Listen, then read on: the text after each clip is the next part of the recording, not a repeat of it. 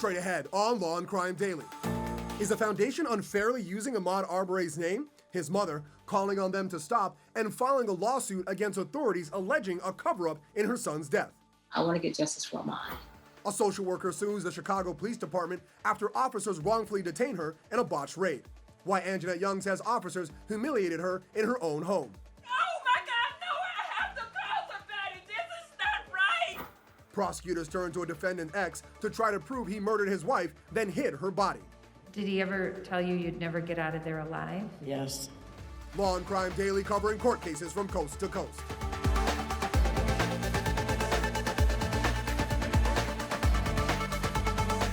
Welcome everyone to Law and Crime Daily. I'm Brian Buckmeyer along with Terry Austin.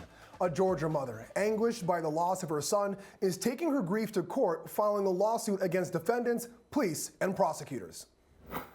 First, I lost Ahmaud, my family and I, and then we had to go out and actually fight to get some attention, to get arrest. I mean, it was 74 days before we even got arrested. Video captured by one of the suspects in her son's shooting shows 3 white men chase down Ahmaud Arbery. Arbery was killed last February, but the suspects were only arrested after state investigators were assigned to the case last May. Those 74 days seemed like 74 years. Wanda Cooper-Jones says she should have never had to wait those 74 days before seeing the suspects behind bars. That's why she and her attorney Lee Merritt have filed a federal civil rights lawsuit against the defendants, Glynn County Police, and 2 prosecutors. It's a constitutional claim. It's the same claim that the Department of Justice is currently looking into. And they've been in contact with my office and with Wanda Cooper directly, saying that there is an ongoing federal investigation into the behavior of the legal apparatus of Glynn County. We're hoping that there will be criminal accountability and civil accountability. Defendants, father Gregory McMichael, son Travis McMichael, and neighbor William Brody Bryan are all awaiting trial charged with murdering Arbery. They pled not guilty and maintain the shooting was in self-defense. Gregory McMichael was a former law enforcement officer retired from the local district attorney's office. You know, I was chief investigator with the DA's office for 23 years, so I know what you got to do. I know everything, you know. The lawsuit alleges District Attorney Jackie Johnson knew the McMichaels, instructed officers not to arrest him, then recused herself. It was then handed off to prosecutor George Barnell, who also allegedly knew the McMichaels when he issued a letter ruling the shooting was justified. Initially, Glynn County deputized those 2 gentlemen who unfortunately killed Ahmaud. And with deputizing them as giving them the right to go out and commit murder, you know, my family took a tremendous loss. And someone has to pay for that as well. You know, someone has to pay for that. But her claims don't end there. Cooper-Jones and Merritt also allege a foundation is using Arbery's name without her consent to raise hundreds of thousands of dollars for different charities. We're in agreement with Ahmaud's father, his attorney, Ben Crump, that we have a strategy in mind that has to deal specifically with the estate. And so we went privately to them and they agreed that they would not use his name, likeness, or image. And until yesterday, it became very clear that they were not willing to do that. Instead of having the proper focus on that lawsuit and accountability, criminal accountability for the people who had abused the system and denied his family due process, they went forward with raising $226,000 in Ahmaud's name, using his likeness and image and claiming to do it on behalf of the family. So we're filing another cease and desist. The legal process is slow. We don't want this to be the focus. Our focus should be on the federal lawsuit, but we will take additional legal action to enforce the prior agreement. That foundation, 223, has organized walks and fundraisers in honor of the 2.23-mile run Arbery took. They previously agreed to not use his name and deny any wrongdoing. Joining us today is criminal defense attorney Bernarda Villalona and Terry Austin. This federal lawsuit is broad in who it's going after. Terry, the foundation that is raising money in Arbery's name without the consent of his mother, is this just poor form or illegal? And what can this lawsuit do to help Cooper-Jones? Look, I think this is a he said, she said. On the one hand, you have Wanda Cooper-Jones, and she's saying that she didn't authorize anyone to use his name and likeness. On the other hand, you have a legitimate nonprofit, and they're using 223, and they're raising money. They say that their vision is to see a society that pursues fair justice and impartial treatment of Black and brown persons. They're not technically using his name. And I do believe that it's going to be difficult for Wanda Cooper Jones to show that the foundation is improperly using his image or likeness. And so it seems to me that I think at this point, based on what I'm seeing, all the money is technically from the GoFundMe going to Wanda Cooper Jones. So I'm not sure she's going to have a claim as far as that's concerned. Well, it's going to be interesting to see where that lawsuit goes. Bernardo, the federal lawsuit screams cover-up. A cover-up involving prosecutors and police for one of their own. How strong is a lawsuit, and could criminal charges flow from it? So I think it's going to be very difficult to have criminal charges to flow from it, because remember, in a criminal case, you have to prove the person's guilt beyond a reasonable doubt. I think it's more likely that a civil lawsuit will be the likely avenue for them to prevail. So we know from the timeline that it took 3 prosecutors to finally look into, investigate, and hold accountable and prosecute those 3 men that were responsible for the death of Ahmaud Arbery. The problem here is from the very beginning. You have the first prosecutor. Yes, she excused herself. However, she excused herself after making a determination that they shouldn't be arrested. The second prosecutor, sure, he excused himself, but after making a finding that it was in self-defense that they acted. So that is an issue. Hopefully we'll see some kind of charges, maybe obstruction of government investigation, something to that extent. And hopefully we'll see that, and we'll obviously keep eyes on that federal lawsuit. Still ahead on Law and Crime Daily, is Bruce Springsteen taking the easy street on charges of drinking in a national park? But first, why Chicago woman is suing police after a botched raid. The horrific body video camera after the break.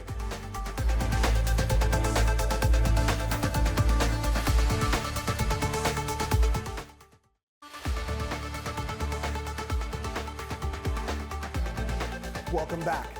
A woman sues the Chicago Police Department and officers who took part in a botched raid of her home more than 2 years ago. Angenette Levy explains what happens and shows us body cam video of the raid.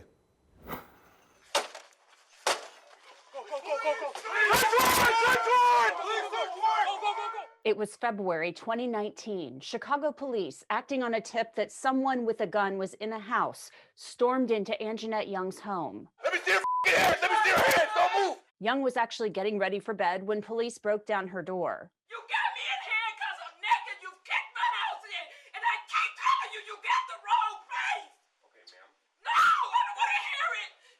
Let me call a lawyer. Let me call somebody. It took more than a year for the city to release the body-worn camera video. I just need to call somebody. Okay, I'll get you a call. Okay? Okay. Let me explain to you what's going on now, okay? I know what's going on, but I'm telling you, you got the wrong house. Okay. A lawsuit Young has filed in Cook County Court claims the botched raid violated her rights. It goes on to say that officers turned off their body-worn cameras at times to discuss the situation, and the person they were looking for, Andy Simpson, actually lived next door. We must be the first to admit our mistakes. The first. Not because a judge told us, not because we have litigation, but because it's the right thing to do. The suit alleges a cover-up by the city, including Mayor Lori Lightfoot, who later admitted she was notified of the raid after it happened, but said she didn't recall being told about it. If there are other wrongs that need to be righted, we are going to do just that. We're not going to string these cases out. Meanwhile, the end of the 40-minute encounter with Angenette Young showed police realizing their error. After talking to, looking around quickly, and we believe your story. We believe not your story, but what you're telling us, okay? Lawyers for the city of Chicago say they have not yet been served with that lawsuit, but when they are, they say they will review it and that they are committed to an equitable and expeditious resolution to the case that will allow Angenette Young to heal. For Law and Crime Daily, I'm Angenette Levy. Thanks, Angenette. Here to break down the botched raid in Chicago is criminal defense attorney Bernardo Villalona and co-host Terry Austin. Terry, Young has filed a claim against police for failure to independently investigate and verify the information. From what I know, the case law isn't too kind to her, but it does seem like the city is willing to work with her. Do you think this lawsuit has a chance? You know, Brian, I think obviously you can sue anyone for anything, but I think to your point, the courts have consistently ruled that a reliable informant does not have to be independently verified. All really the police need to show is that they had a valid warrant, and the valid warrant was based on probable cause justifying the search. So, you know, they have to look at the totality of the circumstances. And I think the bottom line here is if the information was reliable, they knew the informant, they'd used him before, there is no requirement that the information has to be independently verified. She might have a tort claim for intentional infliction of emotional distress. She could show that they were reckless, but otherwise I think this case is going to fail. Now, Bernarda, the criticism, as I hear it, is not just about the raid on Young's home, but the aggressive tactics of the Chicago PD, relying on weaker, uncorroborated information. You were a former prosecutor, and I know that as a former prosecutor, Bernarda has probably looked into these cases, but I want to come back to you, Terry. Should this be something that changes drastically how people raid homes in Chicago or other cities in the United States? Well, you know, I think that you have to be careful when you are going into someone's home. This is their home, and this is where they live, and they have some expectation of privacy.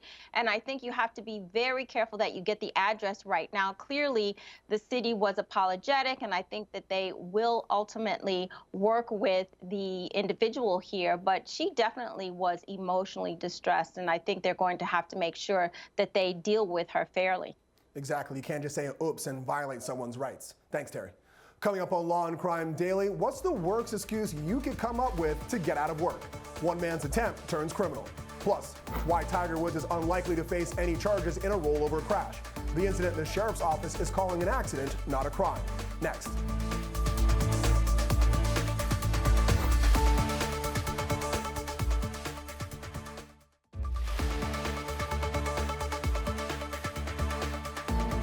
We're back.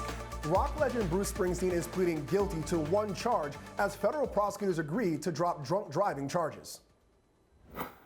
Springsteen appeared virtually in court on Wednesday. The 71-year-old was facing 3 misdemeanors. He was charged last November when he was stopped while driving in the Gateway National Recreation Area on the Jersey coast. Prosecutors say he declined a field sobriety test and later blew a .02 at the ranger station. He entered a guilty plea to the charge of consuming alcohol in the park where alcohol is banned. The rock legend admitted to having 2 small shots of tequila. The government dropped the charges of DUI and reckless driving. Golfing great Tiger Woods is recovering from surgery after suffering serious injuries from a vehicle crash. The Los Angeles County Sheriff's Office says Woods was driving downhill on a winding road Tuesday morning in an area known as a trouble spot for speeding and accidents. The sheriff's office says there was no evidence of impairment, but the crash is still under investigation. Actor Gerard Depardieu has been charged with rape and sexual assault in France. Prosecutors in Paris say the actor is not in custody, but is under judicial supervision and must check in with authorities regularly. According to French media reports, the charges relate to allegations made by an actress in her 20s that date back to 2018. The actress has not been named. An inquiry was made into the case but was dropped in 2019 and reopened last summer. Attorneys for Depardieu have previously said that he absolutely denies any crime. An Arizona man is admitting to going to extreme lengths to get out of work. The Coolidge Police Department says Brandon Souls faked his own kidnapping. Officers responded on February 10th to a call about a man whose hands were bound behind his back with a belt and had a bandana stuffed in his mouth. Souls reportedly told the officers that masked men kidnapped him in front of his home, knocked him unconscious, then dumped him on the street. He said it was because his father hid large sums of money throughout the desert. But as investigators looked into his claims, they found no evidence. Police say he then admitted to making up the story as an excuse to get out of his job at a tire store. He was arrested on charges of making a false report. He pled guilty the next day and agreed to pay a $550 fine. Guess that's one way to get out of work. When we come back, inside the Wisconsin courtroom of a no-body murder trial, why prosecutors believe a husband killed his wife and hid her body still ahead.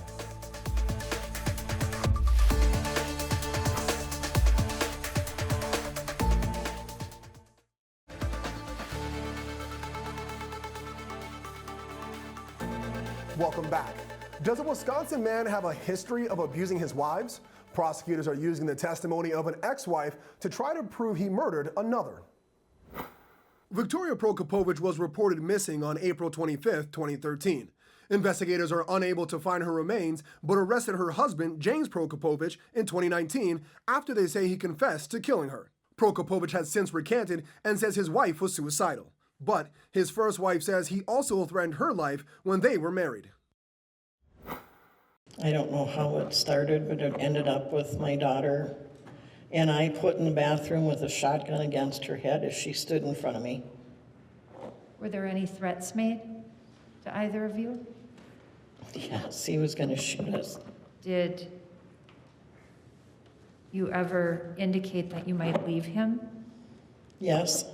Did he ever make threats involving that? Yes, he said you never get out the door. And these statements and these things that happened, they occurred while you were married to him? Yes.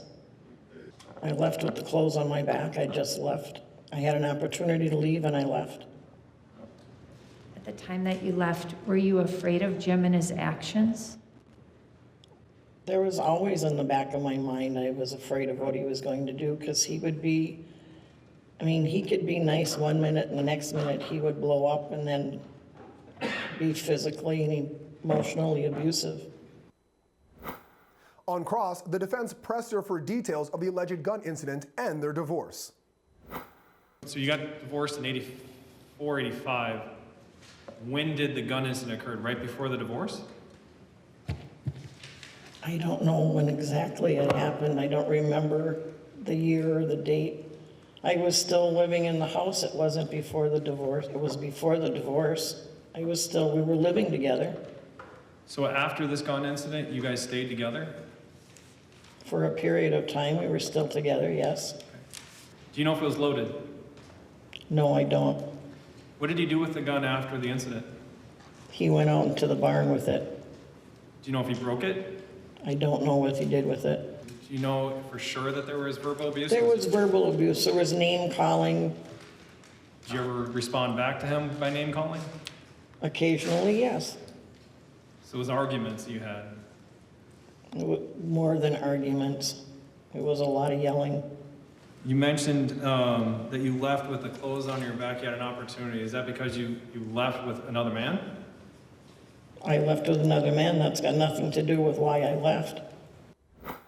Back to break down the testimony of an ex-wife is Bernarda Villalona and Terry Austin. Bernarda, the prosecutor came out swinging with this witness. How do you think the testimony went for them? So the question is going to be what type of jurors you actually have. Are the jurors going to be susceptible to actually listening to the ex-wife? Are they going to perceive her as a woman that is scorned, that has something to take out against her ex-husband because her husband left her? So I'm not sure how the jury is going to take it. However, one thing that did stand out to me from her testimony is that she eventually left her ex-husband. However, she left her children there with a person supposedly who tried to take both of their lives away. Yeah, it's something the defense can definitely press on a little there. Terry, so far, the defense has been countering most of what the prosecution has thrown at them. How did the cross-examination of this witness look to you? You know, Brian, once again, I think John D'Angelo, the defense attorney, did an excellent job. He's clearly talking to his client to get additional information. So one of the things that he established is, okay, you had these injuries, you didn't report them, but even more than that, you did not even show the injuries to your own children. One of the things he established was the fact, okay, we know that he drinks, but did you ever see him drinking to the point where he got drunk? And frankly, she did not, because he drank in a bar. He also established that the name calling, it wasn't just D'Angelo, or it wasn't just Prokopovich doing the name calling. It was an argument back and forth. So I think he was able to establish that as well. And, you know, like Bernarda just said, the fact that this separation, she left, but she left with another man, and she did leave her children there in a household, and she's claiming that it's dangerous. So I definitely think D'Angelo did a great job on this cross-examination and on most of the cross-examinations. Now, Terry and Bernarda, from what I understand, the prosecution should be wrapping up their case soon. Do you think, let's start with Terry, do you think that the defense is going to have to put on a case here to defend their client? You know, they don't have to here. And most of the time, you don't see the defense put the defendant on the stand because clearly he's going to be subject to cross-examination. And I think had the defense not made so many points, maybe you might consider it.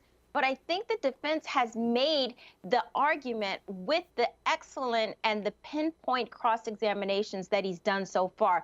Everything else, I think, can be done when they do the closing. And with this, you know, defendant and with this attorney, I think they're going to be able to do an excellent closing. All right, so Terry is leaning towards the defense not putting on a case. But Bernarda, is this the type of case that you think the defendant may need to take the stand to get them cross that threshold of not guilty? So the defendant doesn't have to testify in this case. Actually, the defendant doesn't have to testify in any case because they don't have a burden. It's the prosecution that has the burden of proving the defendant's guilt beyond a reasonable doubt. However, in this case, because of how the evidence has gone in, the defendant does not have to take the stand. And I wouldn't put him on the stand because he will be an open book, subject to cross-examination, subject to being questioned about all unanswered questions that the jury wants to know. So why put him up there where the jury is going to have some kind of doubt or be wondering why is he acting or responding the way that he is? There's no need to put him up, and I wouldn't put him up. I agree, and I don't think, I would agree with both of you actually, I don't think the defense is going to put on a case here. I would suspect that the prosecution is going to end their case, and it might go either straight to the jury or maybe some sort of technical argument or some sort of, they agree, hey, let's have this read to the jury, but I expect the jury will have this case soon and we'll start deliberating. Bernarda, Terry, thank you, and thank you for joining us here at Law and Crime Daily. We'll see you next time as we discuss justice in America.